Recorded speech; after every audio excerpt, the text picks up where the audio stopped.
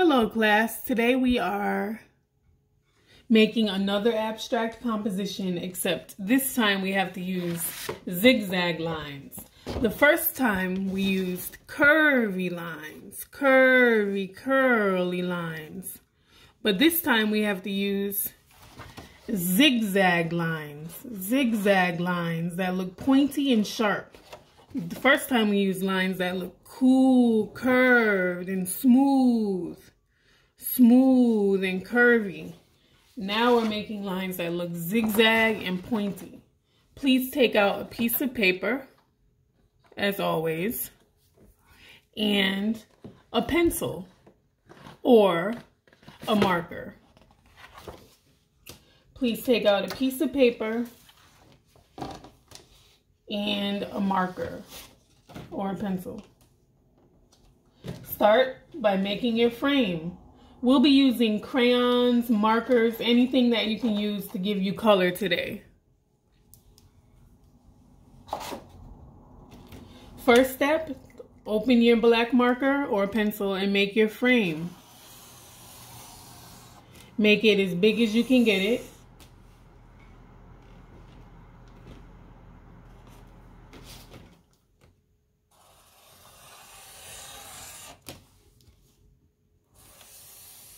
And close it up.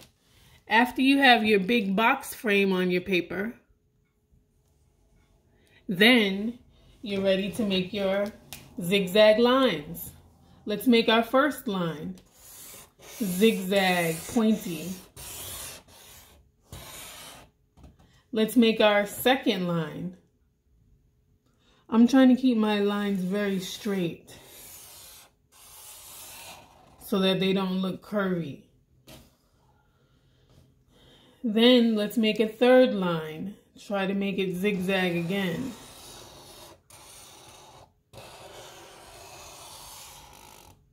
Okay. So there's my zigzag composition with zigzag lines. Now it's time for me to color in all of my spaces. You can decide which spaces to leave blank. In this composition, I left this little space blank and this space blank. Also, with this composition, let's try to blend colors together. For the first composition, I used all primary colors or all just regular colors that come in the 8-pack crayon box. Red, orange, yellow, green, blue, indigo, violet, black, and brown. Well, maybe not even indigo, but you know how that goes. Red, orange, yellow, green, blue, and purple, and then black and brown. So I used colors from those. This time I'm blending colors together and using blends, meaning colors like red, orange, yellow, orange, indigo. So keep that in mind. As you're coloring your work, you can blend your colors and you can mix your media. Let's get started coloring our spaces in now. You have 3 zigzag lines. 3 zigzag lines. Now it's time to color in your spaces.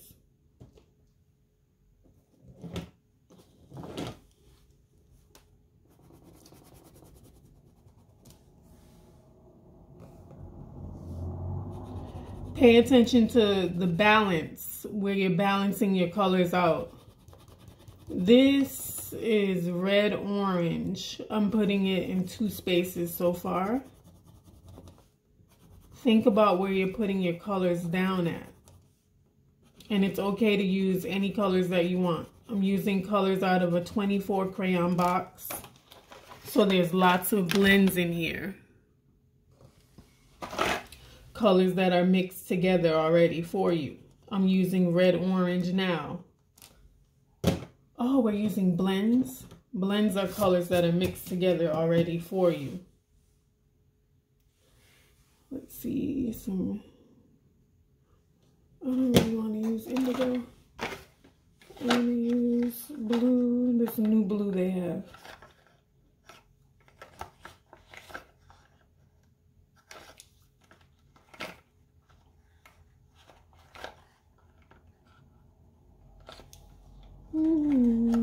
Color in all your spaces. This is a new blue called Beautiful. Isn't it cute? Beautiful, that's the one I'm going to use.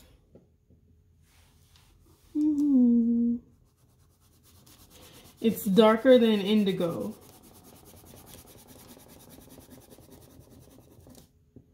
Doesn't have any purple in it. It's just blue. And it looks like a dark, powerful blue to go with this orange is very good.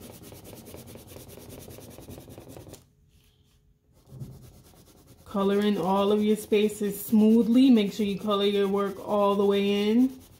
Make sure your hand is moving in a rhythm where you're not cutting into your paper. Your wrist is relaxed. You're not leaning all over your paper.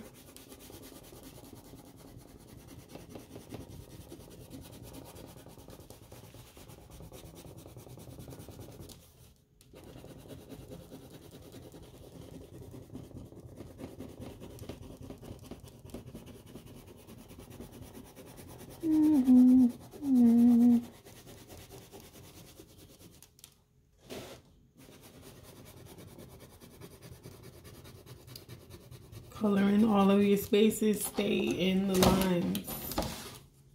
Stay in the lines. Color in neatly.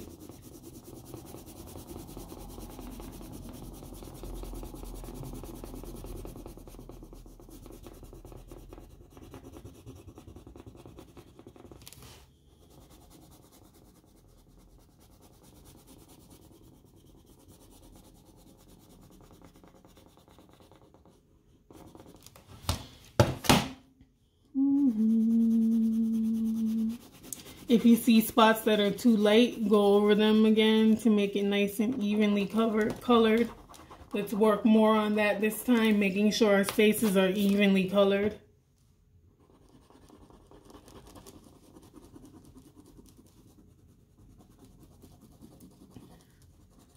I'm coloring this darkly because I'm not mixing marker with it. I think I want to mix marker with something that's red. So I'm going to color this with absolute red.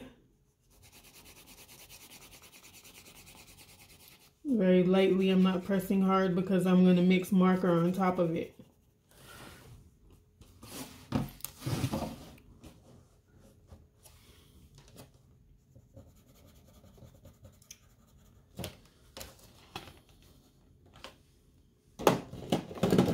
Now let's check this out.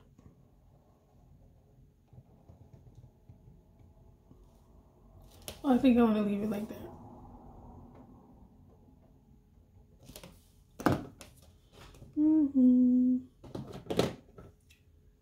Now maybe orange here. This is yellow orange. See? Okay, yeah, that's good.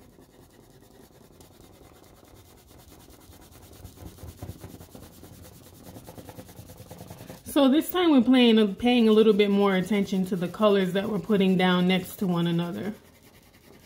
We're paying attention to how the colors complement each other when they're next to each other. This yellow orange looks very nice next to the orange. What color should I put next to my yellow orange? Yellow orange. Wow. Okay.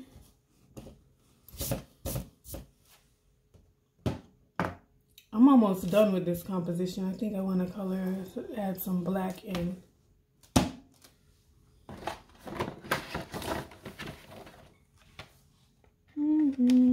Or maybe some blue marker. Black.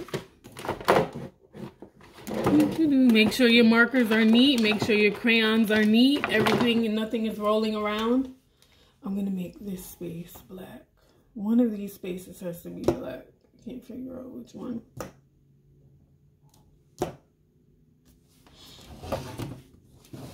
Let's try up here. No, let's try it here. I did not put crayon on top of this. I only used marker. Last time it was really good with crayon underneath.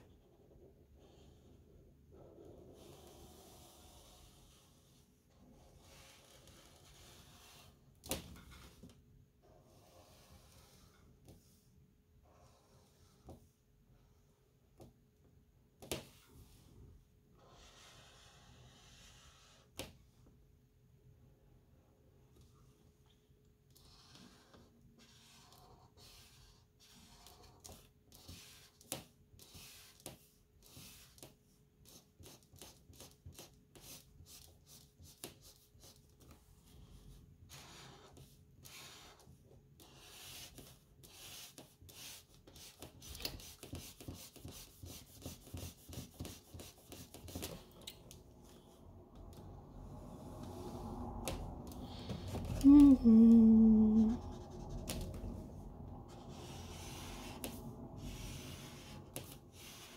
When I'm working with marker, I try to make sure that my marker lines stay even when I'm coloring on top of other marker lines. You don't want some parts to look dark and some parts to look light. You want it to be really even.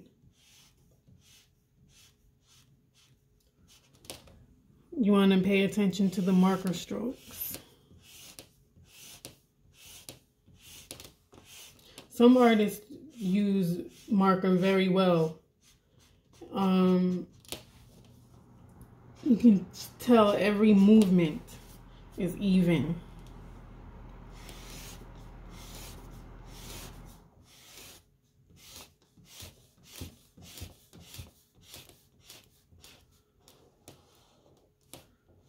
Okay, that's good enough. It's evened out enough. Okay.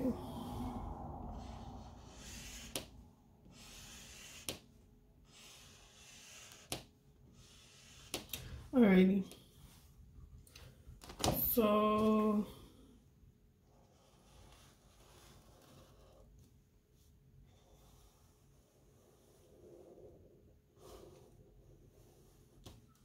wow, getting better.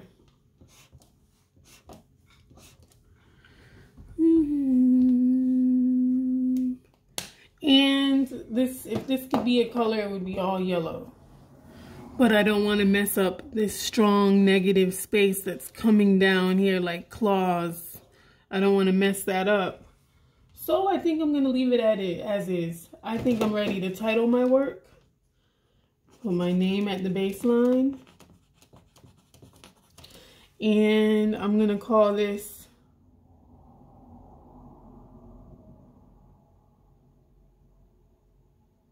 Shark Teeth on a Bridge. Shark teeth on a bridge. Because, hi, my name is Miss French, and I like to share my abstract composition. This is my abstract art composition. I used spiky lines. I used 3 spiky lines overlapping to create the composition. Then I colored in all the spaces in using blends. I blended materials. Here I put a little bit of marker, and here I also used marker, and then the rest is crayon. I used Sharpie marker. I did not use any pencil. I titled my work Shark Teeth on a Bridge because it looks a little bit scary here. Not as soft as balloons anymore, but we're in the land of sharp, pointy things. So I just thought about a shark because this color looks blue, like the shark's body or maybe the water that surrounds him. And I just thought about a bridge because this looks like it's on an incline. And it looks like the netting that you find on a bridge. Thank you. Whoever's ready to show their work, please raise your hand in Zoom now. If you don't raise your hand in Zoom, you might have chance to share your work after everyone else goes.